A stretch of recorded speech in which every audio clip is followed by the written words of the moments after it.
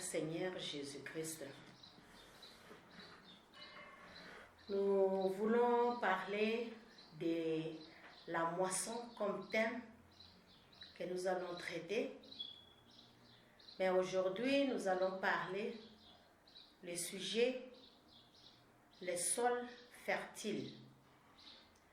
Parce que nous savons que Dieu nous a laissé une mission, mais nous ne devons pas compter sur les autres. Nous devons aussi nous impliquer dans ce travail de la moisson. Alors nous allons parler parce que des fois quand on descend sur terrain ou bien quand on part annoncer la bonne nouvelle du royaume, nous nous inquiétons beaucoup. Non, la personne, je l'ai évangélisé, pourquoi il ne vient pas? Pourquoi il ne croit pas? Pourquoi il n'accepte pas le message? C'est le moment de commencer à prier et de demander le Saint-Esprit de nous précéder dans le champ. Mais nous devons aussi tenir compte de la terre, là où nous partons s'aimer. Et nous-mêmes qui partons aussi, nous devons aussi nous préparer parce que c'est de la profondeur du cœur que la bouche parle et on ne donne que ce qu'on a. Voilà, nous commençons notre sujet, notre enseignement sur la moisson.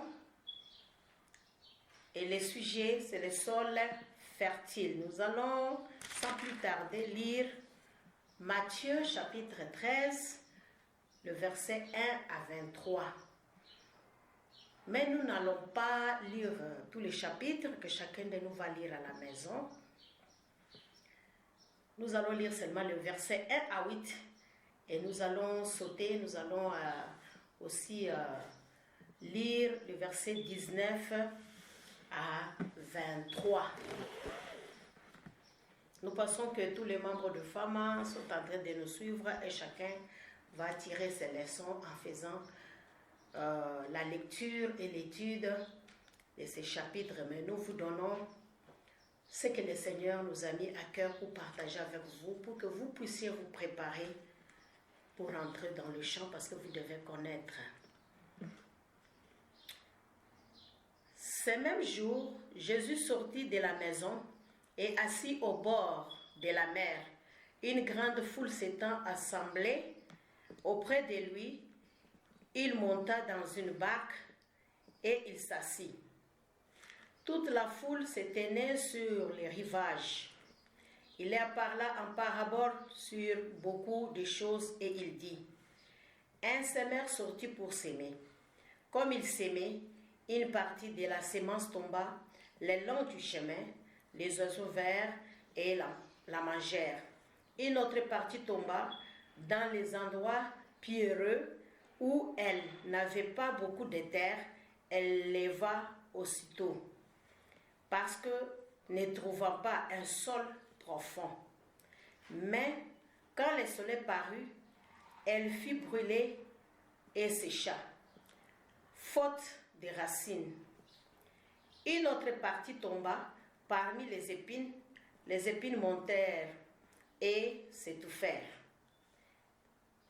Une autre partie tomba dans la bonne terre, elle donna des fruits, un grain 100, un autre 60, un autre 30.